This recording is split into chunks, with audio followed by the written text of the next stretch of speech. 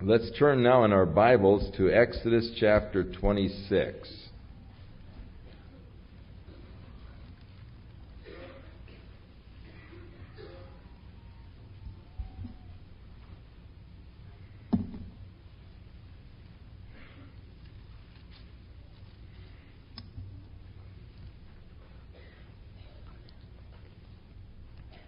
Now, when we got into the 25th chapter of the book of Exodus, we began with the construction of the tabernacle, and first of all, God informed him concerning the furnishings that were to be in the tabernacle. And so in chapter 29, it is described for Moses how that the Ark of the Covenant is to be built, its dimensions, the mercy seat, which was the lid on the Ark of the Covenant with the two carved cherubim. And then the furnishings for the outer holy place of the temple were to be a lampstand with 7 lamps, the table, which was to have 12 loaves of bread kept on it, and then the altar of incense. Now as we get into chapter 26, begin the construction of the tabernacle itself. And first of all, the Lord gives instructions to these curtains that are to be over the top. Now, the tabernacle is really a tent. And thus you've got to picture it in your mind sort of as a tent.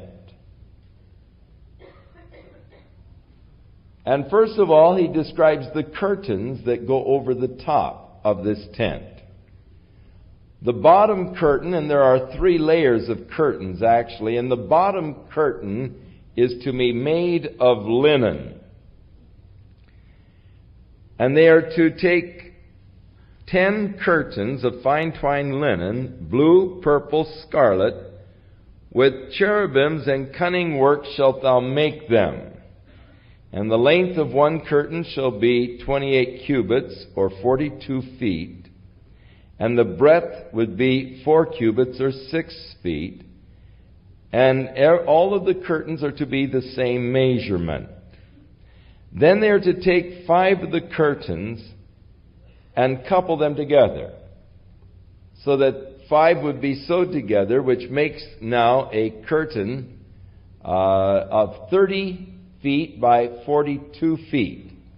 And so you have 2 then large curtains of linen.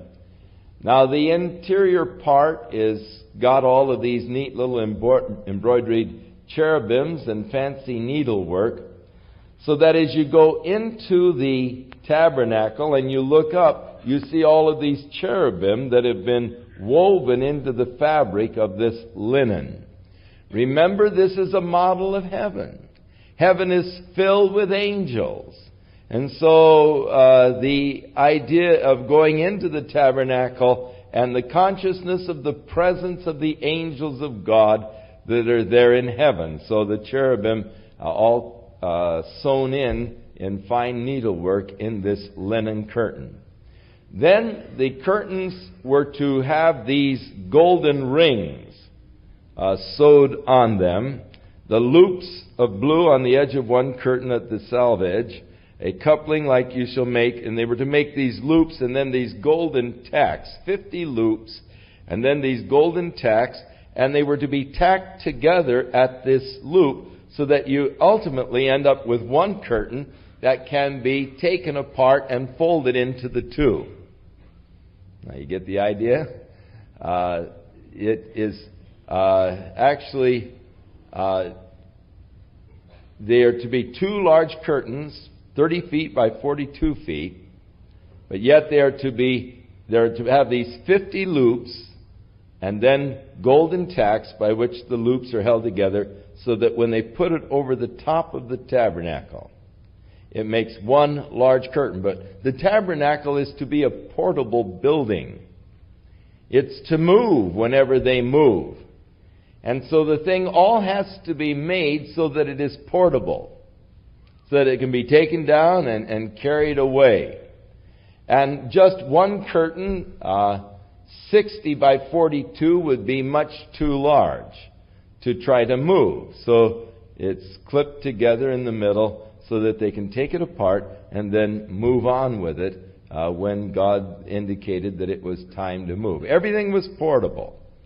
You remember when they made the ark, they had the gold rings on it, and then these pieces of acacia wood overlaid with gold that went through the rings. They weren't to touch it, but the porters could just pick up the staves and they carried the ark between them.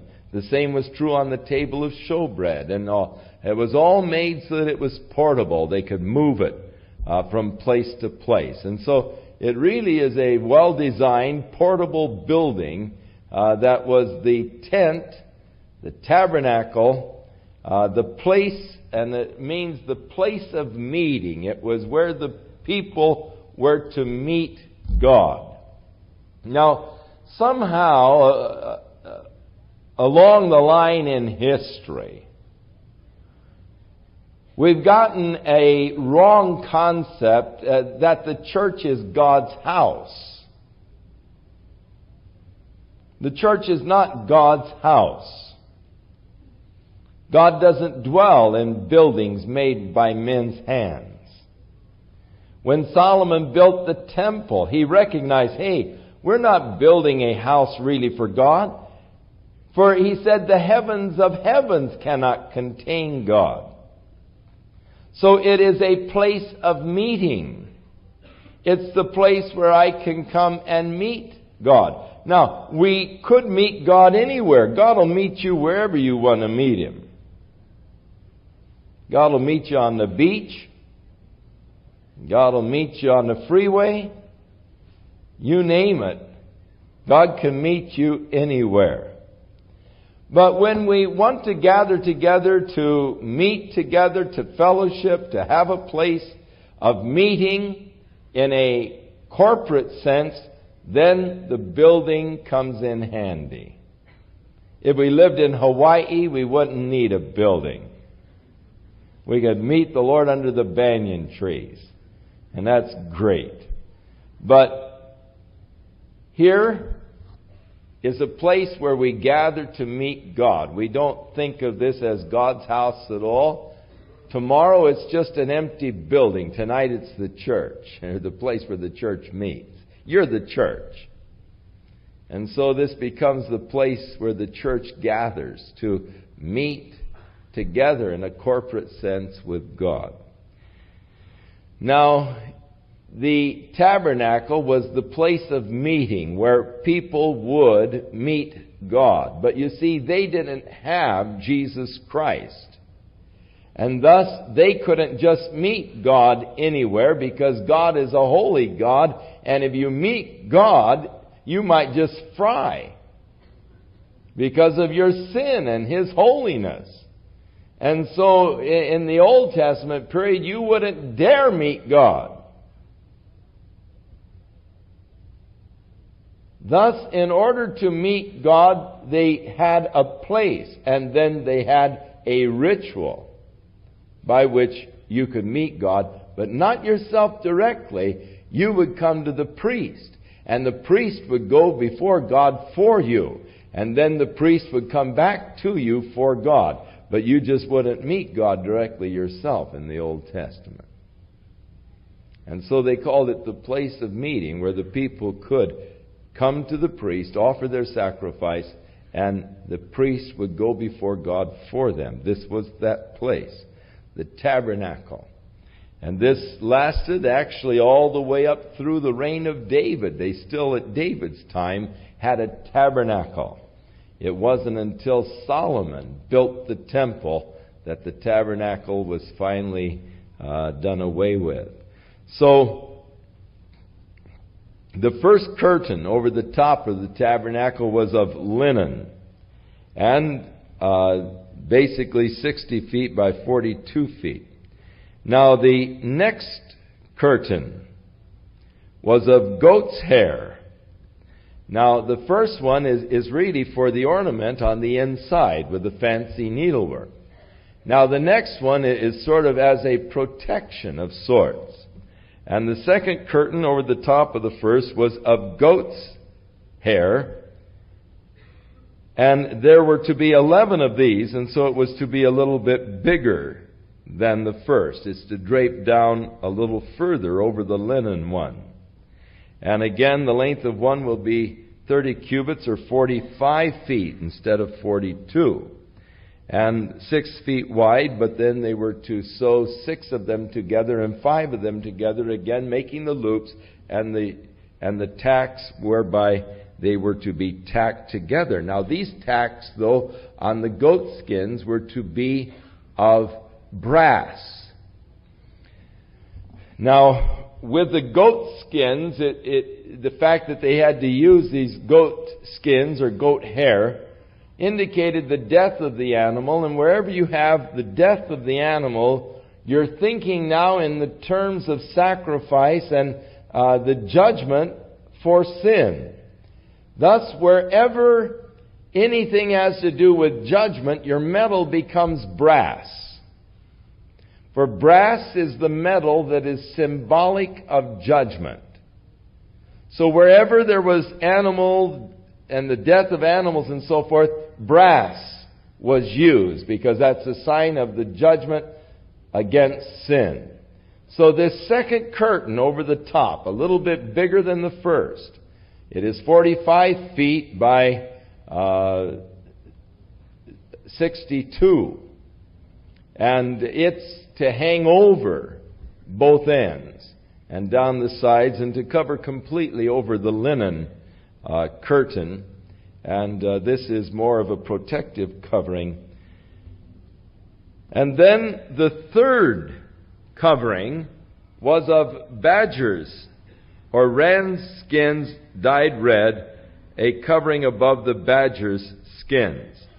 Now this is for waterproof. This is the outer covering, and it's the waterproof. And so there are actually 3 coverings over the tabernacle. And thus, as I say, it makes quite a tent. Now there were to be these boards, 15 feet high and 27 feet wide, of acacia wood. And they were to be overlaid with gold. And then they were to make these silver sockets. And these boards were to be sort of tongue and grooved, fitting in together, fitting in the silver sockets in the bottom, and then with the rings in the side so that they could set the boards up and then run a stave through the rings so that the boards would stand upright. And so the boards were to, of course, the tabernacle itself was to be 45 feet long and 15 feet wide. These boards, and of course the entrance at the front of it, and they describe how they are to make the entrance, but these boards are set in sockets of silver, side by side, and then over the top of it would be the hanging linen curtain, the hanging goat hair curtain, or goat skin, and then over the top of that, the waterproofing, the badger skin over the top of that. And these big 27 inches wide boards. They're 27 inches wide and they are 15 feet high. And with these rings so that when they'd set them up, they could run the sticks through them and thus they would stand upright and the curtains then going over the top. And he describes how that they are to set them in this shape, rectangular shape, of 45 feet by 15 feet. And the tabernacle itself had 2 rooms in it. The outer room is 30 by 15, and then the Holy of Holies is a 15-foot cube. They're 15 feet high, it's 15 feet wide, 15 feet long, so it's actually a cube in the Holy of Holies. So as you would enter into the Holy of Holies, of course, there was no light in there, except for what they called the Shekinah, which was just a incandescent type of light, a glow that just filled the room. It was the light of the glory of the presence of God there in the Holy of Holies. But no one was allowed in there except the high priest. Now, he describes how they are to make these silver sockets and set the bars on the outside. In verse 26, also make bars of acacia wood, and the boards on the other side of the tabernacle, 5 bars for the board on the side, on the 2 sides, the westward, and so forth. And then the bar in the middle that would reach from end to end, so that they could run them through these through these rings and hold the thing up. Now, separating the rooms on the inside was to be a veil. Now, there are sources in history, whether or not they are accurate we do not know, but that when they made the veil in the temple to separate the Holy of Holies, there are some records that state that the veil in the temple itself was 18 inches thick, woven together, just really a heavy, heavy, thick veil in the temple. And that is the veil that was rent, torn from the top to the bottom when Jesus was crucified. Of course, symbolic of the fact that God, through Jesus Christ, has opened the door for all men to come freely unto Him. Access to God no longer limited to just the high priest. Access to God now open to every one of us because of the rent veil of the temple. But here is described the veil that they are to make for this Holy of Holies, the inner veil. Thou shalt make a veil of blue and purple and scarlet. Fine twined linen, cunning work, with cherubims it shall be made. So again, the cherubims woven into it. And thou shalt hang it upon 4 pillars of acacia wood that are overlaid with gold. Their hooks shall be of gold, and the 4 sockets of silver. And thou shalt hang the veil under the tacks, that you may bring thither within the veil the ark of the testimony. And the veil shall divide unto you between the holy place and the most holy. And thou shalt put the mercy seat upon the ark of the testimony in the most holy place. And thou shalt set the table outside the veil, the candlestick over against the table on the side of the tabernacle toward the south, and thou shalt put the table on the north side. And thou shalt make a hanging for the door of the tent of blue and purple and scarlet, fine twined linen, wrought with needlework. And thou shalt make for the hanging 5 pillars of acacia wood, and overlay them with gold, and their hooks shall be of gold. And thou shalt cast 5 sockets of brass for them, because there they would come in with the blood of the sacrifices, and thus the brass sockets for those particular gold overlaid acacia staves. So I trust that you're getting sort of a mental picture of this. It's a tent, golden boards forming the walls around it, so that when you walk into the tabernacle itself, you would have to go through this first veil. You would enter into this room that is 15 feet high, and as you looked up, you would see the linen with the cherubims and so forth that are woven into the material. Over on your right side, you would see the table of showbread, and on your left side, you would see the lampstand. And in front of you would be another curtain with cherubims and all woven in it. If you would go past the second curtain, in there you would see a golden box that is sitting with a golden lid on top, and carved on the top of that golden lid would be these cherubims with outstretched wings. And thus you get an idea of what the tabernacle looked like on the inside. Now, on the outside, they were to make a court, which would be 75 feet wide and 150 feet long, with curtains around it 7.5 feet high, so that you have this outer court, which is sort of a curtained-in area, 75 feet by 150 feet. So it would be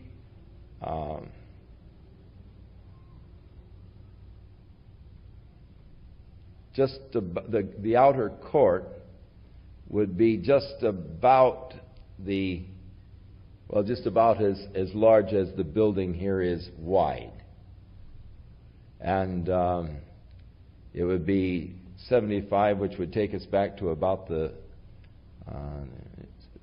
between the third and the fourth pillar back here, that wide, and picture it in the building this long. Curtains that are 7.5 feet high, which makes them too high to tiptoe and peek over. And these curtains were set on these posts that were set in brass sockets and so forth. And the whole thing, as I said, was portable. When they need to move, they could just go in, take the thing apart, wrap it up. And there were certain of the tribe of Levites that were the bearers. They had to carry the thing, and they would take it to the next place, and then they could set it up. It's like a tent is easily mobile, and thus it was made very portable and able to move it around as God would lead the children of Israel. And so this court. Now in the court, again, he follows first of all, the furnishings in this court are to be a brass altar. Thou shalt make an altar of acacia wood, 5 cubits long, which would be 7.5 feet, and so it is a square. The altar of acacia wood, but now it is overlaid with brass, because we have the symbol of judgment, where the sacrifices were to be burnt unto the Lord. And so it is 7.5 feet square on the top. It is 4.5 feet high. And on each corner there is a horn. It was carved in a horn shape coming up. And so there were the 4 horns on each of the corners of this 7.5 foot altar, 4.5 feet high, all overlaid with brass.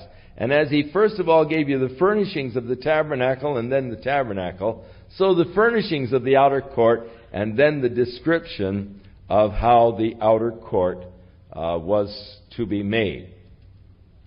Now in verse 20 we get to the oil for the light. And you shall command the children of Israel that they bring pure olive oil, beaten for the light, to cause the lamp to burn always. In the tabernacle of the congregation, outside of that holy of holy veil, which is before the testimony, Aaron and his sons shall order it from evening to morning before the Lord. It shall be a statute forever unto their generations on behalf of the children of Israel. So they were to use olive oil in these cups, in this golden lampstand, and Aaron and his sons, it was their duty to keep the oil in there constantly so that the light never went out. And so, as we get into history, we remember the case where Samuel, when he was just growing up, he was brought by his mother, who had dedicated him to the Lord, to the priest. Eli, the high priest, and Samuel became sort of an errand boy. And one night he heard his name being called. And he ran into Eli and he said, "What did you want?" He said, "I didn't call you. What are you doing here?" I said, "I surely heard my name called. Now I'll go back to bed." He went back to bed, and again he heard his name called. And came running in again, and Eli says, "No, I didn't call you. What's going on? Get back to bed."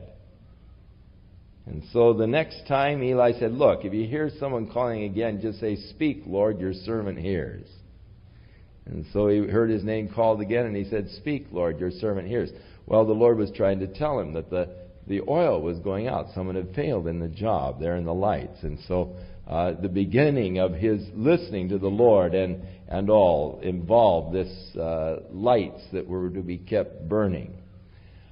During the time that the temple was profaned by Antiochus Epiphanes, when he offered a pig on the altar and just spread its blood around the temple, Judas Maccabeus, so incensed over this sacrilege, put an idol of Zeus within the temple. Judas Maccabeus so incensed that he gathered together some of the Israelis, and they went out against insurmountable odds and wiped out the Syrian host, the men of Antiochus. And they then cleansed, rededicated the temple. But they had only enough oil for one day for the lampstand. Now, it took a process of time. It took, as they developed the whole thing, after a while you get men's routines in it, and you get all kinds of rules and regulations. And by this time, it took 7 days to get this olive oil all purified by the rituals and all. And so they knew that they weren't going to be able to prepare any olive oil for take them 7 days before they could prepare it for the use. And so miraculously, as the story goes, though they had only a 1-day supply of oil, the lights remained for the 8 days. Until the 8th day they were able to make the oil. And thus you have the Jewish holiday of Hanukkah, the lighting of the candles, and 1 candle each day, the 8 days and so forth. The Jewish holiday of Hanukkah, which celebrates God's miraculous supply of oil for Judas Maccabeus at that particular period of their history. Now, as we get into chapter 28, we now move into the priesthood. We now have the tabernacle constructed, at least the architecture, the designs, the blueprints are drawn. And now, getting to the priest. "Take thou unto thee Aaron your brother, and his sons with him from among the children of Israel, that he may minister unto me in the priest office. Even Aaron, and Nadab, and Abihu, and Eleazar, and Ithamar, Aaron's sons. And thou shalt make holy garments for Aaron thy brother, for glory and for beauty." And so they were to wear these robes. "And thou shalt speak unto all that are wise-hearted, whom I have filled with my spirit of wisdom, that they may make Aaron's garments to consecrate him, that he may minister unto me in the priest office." And so God was going to fill men with the spirit of wisdom, giving them the skills to make these robes. "And these are the garments which thou shalt make: a breastplate, an ephod, a robe, an embroidered coat, a mitre or a crown, and a girdle, a sash. And they shall make holy garments for Aaron thy brother and his sons, that they may minister unto me in the priest's office. And they shall take gold and blue and purple and scarlet and fine linen." Now the ephod, sort of a cloak that was worn over the shoulders and down, of gold and blue, and of purple and of scarlet, with cunning work. It shall have the 2 shoulder pieces thereof joined at the 2 edges thereof, and it will be joined together. And the curious girdle of the ephod which is upon it shall be of the same according to the work thereof, even of gold, of blue, of purple, scarlet, and fine twined linen. Thou shalt take 2 onyx stones, and engrave on them the names of the children of Israel. So these onyx stones were actually to tack this ephod here at the shoulders, to tack it together here at his shoulders. But on these onyx were the names of the children of Israel, so that whenever the priest would go before God, he was always bearing the names of the children of Israel, that is, the tribes of Israel, on his shoulders. Whenever he would go before God, there in the onyx stones, there in his shoulders, the tribes of Israel would be 6 on each shoulder, being carried before God. With the worker, the engraver in stone, like the engravings of a signet, you'll engrave the 2 stones with the names of the children of Israel, and shall make them to be set in the ouches of gold. And thou shalt put the 2 stones upon the shoulder of the ephod for stones of a memorial unto the children of Israel, and Aaron shall bear their names before the Lord upon his 2 shoulders for memorial. And you'll make the ouches of gold, and the 2 chains of pure gold at the ends. Wreathen work shalt thou make them, and fasten the wreathen chains to the ouches. Now the breastplate on his chest, there was this breastplate that he was to wear. The breastplate of judgment with cunning work, the work of the ephod shalt thou make it, of gold and blue and purple and scarlet. Of fine twined linen shalt thou make it. It shall be a square, and it shall be doubled. 4 squares shall it be, being doubled. A span shall be the length thereof, and a span shall be the breadth thereof. Now a span is the length between your thumb and your finger. So a square like this little breastplate that the priest wore on his chest. And thou shalt set in it the settings of stones, 4 rows, and 3 stones in each row. The first row shall be sardius, topaz, carbuncle. The second shall be an emerald, sapphire, and a diamond. The third shall be a lingur, an agate, and an amethyst. And the fourth shall be a beryl, an onyx, and a jasper. So these precious stones. And they shall be set in gold in their enclosings. And the stones shall be with the names of the children of Israel, 12 according to their names, like the engravings of a signet, every one with his name shall they be according to the 12 tribes. And so there was to be a golden chain holding this breastplate over his chest, so that actually he was bearing now not only the names of the children of Israel on his shoulders before the Lord, but over his heart, the names of the tribes of Israel over his heart, as they were engraved on each stone representing one of the tribes, and the names of the tribes engraved under the stones. So, verse 29, Aaron shall bear the names of the children of Israel in the breastplate of judgment upon his heart when he goes in unto the holy place for a memorial before the Lord continually. So as he comes into the presence of God, he's bearing really the names of the tribes of Israel on his shoulders, on his heart. Now in verse 30, the Urim and the Thummim. And thou shalt put in the breastplate of judgment the Urim and the Thummim, and they shall be upon Aaron's heart when he goeth in before the Lord, and Aaron shall bear the judgment of the children of Israel upon his heart before the Lord continually. Now, what is the Urim and the Thummim? Really, the words mean lights and perfections. I really don't know. The Bible doesn't tell us what the Urim and the Thummim actually are. But in years to come, when they wanted to hear from God, they would oftentimes come to the priest to inquire of the Lord. And the Urim and the Thummim had something to do with inquiring of God.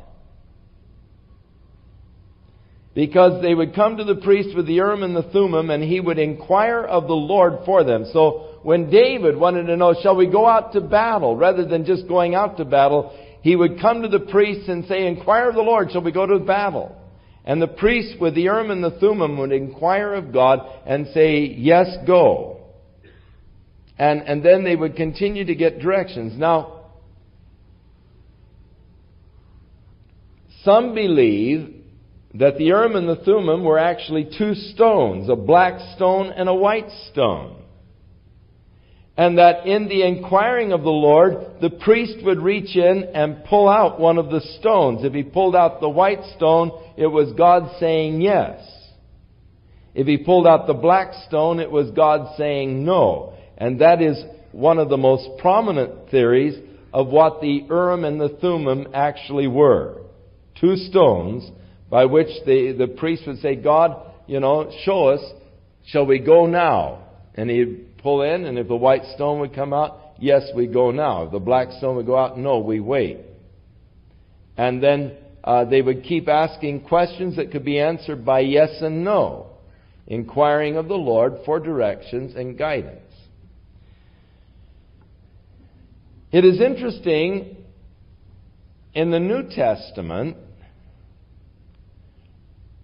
the disciples were following somewhat similar kind of leading when they were wanting to choose a replacement for Judas Iscariot. They sort of drew straws. They cast lots. Now, the casting of lots is much the same. It is, and this was a method. Casting of lots was a method used quite often by people to determine the will of God. You remember Saul used the casting of lots to determine who had disobeyed his order. He said, we'll divide all of Israel and Jonathan and my son, and we'll cast lots. And the lots fell on Saul and Jonathan. He said, Jonathan, what did you do? And so the casting of lots was a method by which they sought from God answers. Now, all of us desire to be led by God. And we would like to make sure that it is God leading. And we remember where Gideon put out his fleece of wool, seeking that God would lead by the fleece. Lord, are you really in this thing? Let the ground be dry and the fleece be wet, so that I can know that you're really in it. And then the next night, Lord, let the fleece be dry and the ground be wet. He didn't know but what maybe he had stumbled on some phenomena of nature, that fleece will always get wet at night and the ground even when it is dry, and maybe it's just a phenomena of nature. So, Lord, let's reverse it and see if it works the other way. Whereby he was seeking to be sure of the leading of God. Now, we would love to have some way that we could be sure of the leading of God.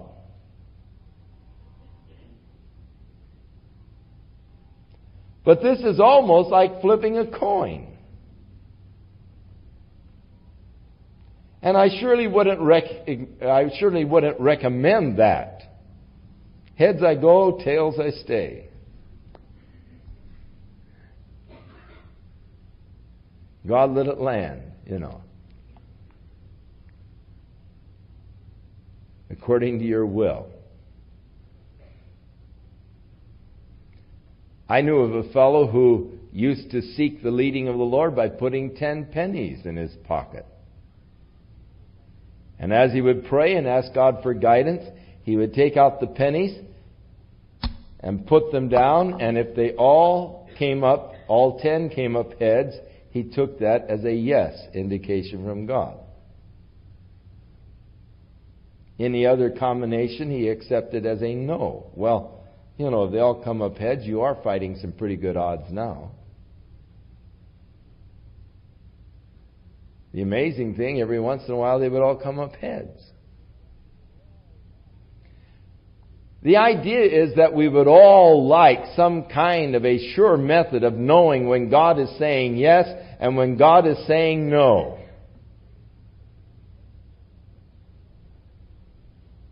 But the problem is we don't always give God all the alternatives.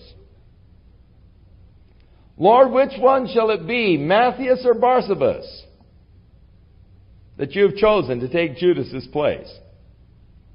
So casting lots between Matthew and Barsabas was not good, because God had a third party that they didn't even know at that time except as an enemy. A zealot Jew, Paul, or Saul of Tarsus. Oh, surely God doesn't want him. Never put his name in the pot, because no way would God want him. So we don't always give God all the alternatives. We so often say, Lord, shall it be this or that? Well, it maybe will be something entirely different from this or that. Something I haven't even thought of. Now, I'm sorry that there is no surefire way of getting a yes or a no. Like tossing a coin or pulling out a black or a white rock. We walk by faith. What I do is when I begin the day, I say, God, my life is yours. You guide in the circumstances of this day. I commit this day to you. Bring to pass your will in my life. And then I just have to trust God to do it. And I accept the things that come in the day as from the Lord and the leading of the Spirit. I believe that my life becomes the revelation of God's will as I submit myself to Him. If in all of your ways you acknowledge Him, He will direct your path. Where you get into trouble is by jumping in because you think, oh man, look at this good deal. You think, oh man, don't even need to inquire of the Lord on this one. It's quite obvious. Such a good deal, I don't even have to ask. That's where I get in trouble. In all your ways acknowledge Him, and He will direct your path. The walk of faith is always a difficult walk. It isn't easy. As I say, we would like it much better if we could get some very positive indications of yes or no. It's hard to just walk by faith, trusting God. It can be very confusing. If we keep getting blocked in something we're attempting to do, is it God saying no, or is it Satan trying to hinder me from doing the work of God, And so it's so difficult at times to really know when to persevere and when to realize, hey, I'm trying to buck God. God isn't wanting me to do this. I surely wish that I could have a more positive, definite way of ascertaining when God wants me to move, when God doesn't want me to move. I don't. I'm just like you are. I just pray, and then I trust God, and then I move, and then I hope I've done the right thing. And I trust that God is great enough that if I haven't, He knows my heart. He knows the sincerity of my heart. And I've done the wrong thing, He'll, knowing the sincerity of my heart, overlook it. And help me to correct it. So we really don't know exactly what the Urim and the Thummim was. I am convinced that I know what it wasn't. I know that it wasn't what Joseph Smith said it was. For with the golden tablets that he found, supposedly, he also found this pair of colored glasses that were magic glasses, because when he put them on, he could read the hieroglyphics on the golden tablets. So they were magical interpretive glasses by which he could read the hieroglyphics. No, that's not what the Urim and the Thummim were. But what they actually were, we don't know. Now, this robe of the ephod was to be all blue. There was to be a hole in the top of it and in the midst. And it should have a binding of woven work round about the hole, as though it were a hole of a habergeon, and so it would not be torn. So it's sort of a hem, really, just to keep it from being torn. And beneath upon the hem thou shalt make pomegranates. Now this is on the bottom side of this ephod. There were to be these pomegranates of blue and purple and scarlet round about the hem thereof, and bells of gold between them round about, a golden bell and a pomegranate, a golden bell and a pomegranate about the hem of the robe all around it. And it shall be upon Aaron to minister, and his sound shall be heard when he goes into the holy place before the Lord, when he cometh out, that he die not. Now the purpose then around the hem of the ephod were these little golden bells, and then a pomegranate. A golden bell, a pomegranate, all the way around the hem. The purpose is that when he went into the Holy of Holies, no one could go in there except the high priest. But coming into the presence of God was really a hazardous job. When the whole thing first got started, they realized what a hazardous occupation they'd gotten into as priests. The very first day that they started their ministry as priests, 2 of them got wiped out. Nadab and Abihu both got wiped out the very first day. Because when they got the whole thing set up, and they got the altar all set, and the wood on the altar, fire came down from heaven, and the wood just spontaneously started to burn.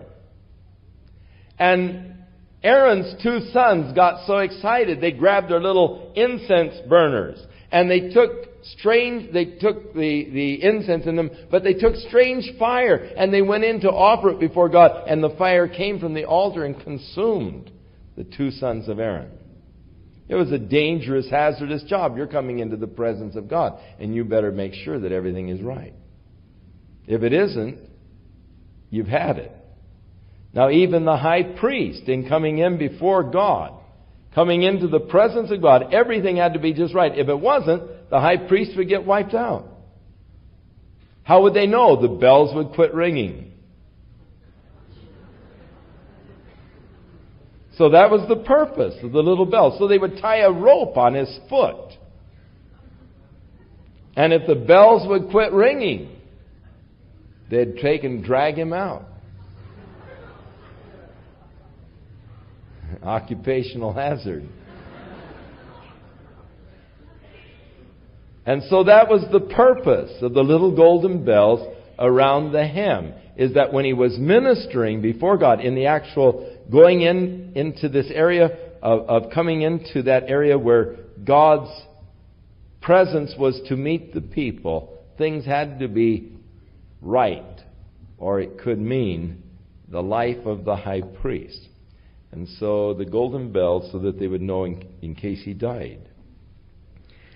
Now thou shalt make a plate of pure gold, the crown that the priest was to wear, and on this little plate you were to engraven on it, holiness to the Lord.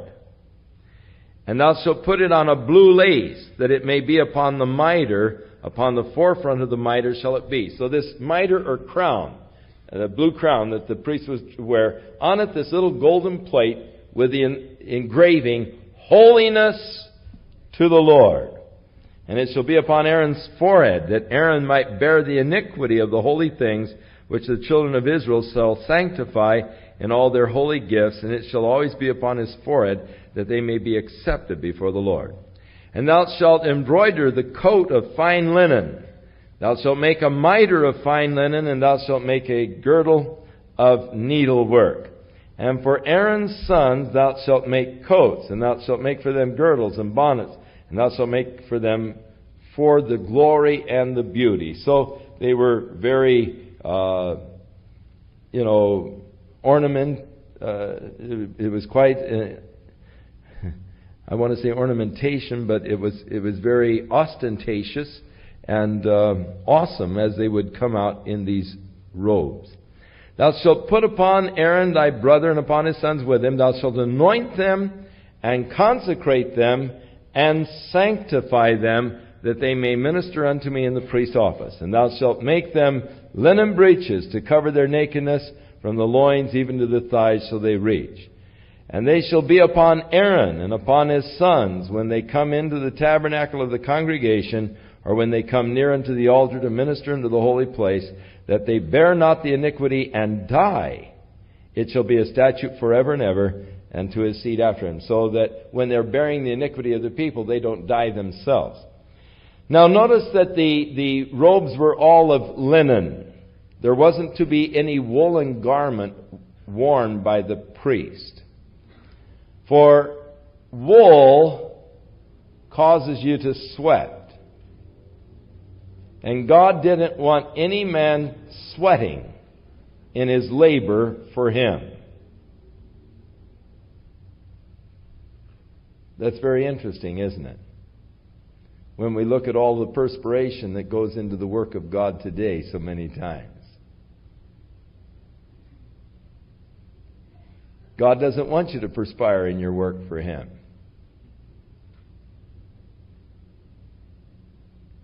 And that is the reason why they wore linen, no wool in the garments, to keep them from perspiration in their service to God. God wants our service to be inspired service rather than perspired service. And if you have the inspiration, it doesn't take the perspiration, but if you don't have the inspiration, I'll tell you, even the perspiration is not going to do it. And so the inspired work unto the Lord. Now in chapter 29, the consecration of the priests and the offerings. And thus they were to take a young bullock and 2 rams without blemish, and unleavened bread, and cakes of unleavened, tempered with oil, and the wafers of unleavened anointed with oil. Of wheat flour shall you make them. And thou shalt put them into one basket, and bring the basket with the bullock and the 2 rams. And Aaron and his sons thou shalt bring unto the door of the tabernacle of the congregation, and shalt first of all wash them with water. And thou shalt take the garments, and put upon Aaron the coat, the robe of the ephod, the breastplate, and dress him with that curious girdle or that sash around him of the ephod. And thou shalt put the crown upon his head, and the holy crown upon the mitre, the mitre and then the holy crown upon it. And thou shalt take the anointing oil and pour it upon his head and anoint him. And thou shalt bring his sons and put coats on them, and thou shalt clothe them with the girdles, Aaron and his sons, and put the bonnets on them. And the priest's office shall be theirs for a perpetual statute. Thou shalt consecrate Aaron and his sons. And thou shalt cause a bullock to be brought before the tabernacle of the congregation, and Aaron and his sons shall put their hands upon the head of the bullock. And thou shalt kill the bullock before the Lord by the door of the tabernacle of the congregation. Thou shalt take the blood of the bullock and put it upon the horns of the altar with thy finger, and pour all of the blood beside the bottom of the altar. And thou shalt take all of the fat that covers the inwards, and that which is above the liver, and the 2 kidneys, and the fat that is upon them, and burn them upon the altar. But the flesh of the bullock and the skin with his dung shalt thou burn with fire outside of the camp. It is a sin offering. So, first of all, as Aaron is consecrated, the oil signifying the anointing of God, putting on him all of these beautiful robes and all, and then anointing him with oil, and then bringing, because he is to be serving for the people before God, he had to have his sins taken care of. And so the first thing was a sin offering to take care of the sins of Aaron. Washing him with water, putting on these robes, anointing him with oil, and then the offering of this sin offering. Now Aaron and his sons were to put their hands on the head of the bullock. This is a symbolic action which symbolizes the transfer of my guilt over onto the ox. As I lay my hands on the head of the ox, I would be transferring the guilt of all of my sin over onto the ox, so that as that ox then has its throat slit, it is dying for my sins. It brings me the awareness of the awfulness of sin. Sin brings death. And so I see the death of that animal. I see the bloodshed, and I realize that my sins were put on it, and it was because of my sin that animal had to die. And the transference of my guilt onto the animal as my hands were upon its head. Now, the blood was to be taken with a finger and put on the horns, these 4 brass horns that were upon this brass altar. And then the fat and the kidneys were to be burned on the altar itself. But the carcass and the whole thing, because it was a sin offering, was to be taken outside of the camp and burned. Now, later we are told that that is the reason why Jesus was crucified outside of the city of Jerusalem. Led out of the camp. Because he was the sin offering. His was the sin offering being offered to God for us. And that's why it had to be outside the camp that Christ was crucified. And so they led him out of the city. Nearby, but out of the city, his crucifixion, out of the camp of God's people.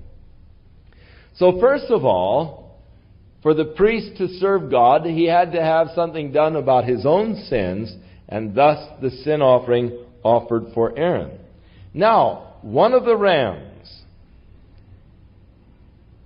Thou shalt take 1 ram, and Aaron and his sons shall put their hands upon the head of that ram. And thou shalt slay the ram, and thou shalt take his blood and sprinkle it round about upon the altar. And thou shalt cut the ram in pieces, and wash the inwards of him and his legs, and put them into the pieces, and unto his head, and thou shalt burn the whole ram upon the altar. It is a burnt offering unto the Lord. It is a sweet savor, an offering made by fire unto God. And thou shalt take the other ram, and Aaron and his sons shall put their hands upon the head of the other ram. Then thou shalt kill the ram, and take his blood, and put it upon the tip of the right ear of Aaron, and upon the tip of the right ear of his sons, upon the thumb of their right hands, upon the great toe of their right foot, and sprinkle the blood upon the altar round about. And thou shalt take of the blood that is upon the altar and the anointing oil, and sprinkle it upon Aaron, upon his garments, upon his sons, upon the garments of his sons with him, and they shall be hallowed, and his garments and his sons' sons' garments with him. Also, thou shalt take of the ram the fat and the rump, and the fat that covereth the inwards, and the caul above the liver, and the 2 kidneys, and the fat that is upon them, and the right shoulder, for it is a ram of consecration. And so, the ram for a burnt offering unto God. And that's just really as a gift to God. But then the next ram was the ram of consecration. And thus the blood was placed upon Aaron and his sons on the tip of their right ear, upon their right thumb, and upon their big toe of their right foot. Remember, it's the consecration. I consecrate my ear to hear the voice of God. I consecrate my hands to do the work of God. I consecrate my feet to walk in the path of God. A life of consecration unto God. That I may hear His voice, that I might do His work, that I might walk in His path. And so the life of consecration, represented by the blood on the tip of the ear, upon the right thumb, and upon the big toe of the right foot. As Aaron and his sons were then consecrated, their lives were to be set apart for ministry unto the Lord in this offering of consecration. And then 1 loaf of bread and 1 cake of oiled bread and 1 wafer out of the basket of unleavened bread, the bread that is before the Lord, and thou shalt put all in the hands of Aaron and in the hands of his sons, and shall wave them for a wave offering before the Lord. So they would take then these loaves of bread that had been baked with this oil and wheat, and they were to wave them. And the wave offerings could be either in an up and down or in a cross fashion, but waving them before the Lord, and it was called the wave offering. Now the wave offerings were the offerings of the meal offerings, or the grain offerings, that they would make these little cakes out of them and wave them before the Lord. Thou shalt receive them of their hands and burn them upon the altar for a burnt offering, for a sweet savor, baked bread. What smells better than barbecued meat and baked bread? And so the sweet savor unto the Lord. And that's the idea of just that, putting them on the altar, the burning the ox, that neat smell that you get from barbecued meat, and the neat smell from baked bread, and just a sweet savor unto God. Who doesn't like the savor of baking bread? Thou shalt take the breast of the ram of Aaron's consecration, and wave it for a wave offering before the Lord, and it shall be thy part. And thou shalt sanctify the breast of the wave offering, and the shoulder of the heave offering which is waved, which is heaved up, and the ram of the consecration, even that which is for Aaron, and that which is for his sons. And it shall be Aaron's and his sons by a statute forever. So the priests could eat that portion themselves. It became theirs. For it is a heave offering. It shall be a heave offering for the children of Israel, of a sacrifice of the peace offerings, even the heave offering to the Lord. And the holy garments of Aaron and his sons were to be anointed. And verse 32, Aaron and his sons shall eat the flesh of the ram and of the bread that is in the basket by the door of the tabernacle of the congregation. They shall eat those things wherewith the covering was made. Atonement in the Old Testament, kephar, is to cover. We have in the New Testament the word atonement, which is an entirely different word. In the New Testament, it is at one-ment. It is becoming one with God, only possible through Jesus Christ. It was impossible, we are told, that the blood of goats and bulls could put away our sins. All they could do is testify of a better sacrifice that was to come. So they were only a substance. They were only the shadow, the substances of Christ. These things were all testifying of Jesus Christ, our great sacrifice, the one who was sacrificed for our sins. And so it was not possible. They did not put away sin. What they did make was an atonement, kephar or kafar. They were a covering for the sins, but did not put them away. It remained for Jesus to do that through His death. To consecrate, to sanctify, but a stranger shall not eat thereof, because they are holy. And what isn't eaten was to be burned in the fire. It was just special for God's servants. Thou shalt offer every day a bullock for a sin offering for the covering. And thou shalt cleanse the altar when thou hast made the atonement for it, and thou shalt anoint it and sanctify it. 7 days thou shalt make an atonement for the altar and sanctify it, and it shall be an altar most holy. Whatsoever touches the altar shall be holy. And so that is consecrated to God once it touched the altar. You could not take it back. It then belonged to God. Whatever was laid on the altar, it became God's. Have you laid your life upon the altar?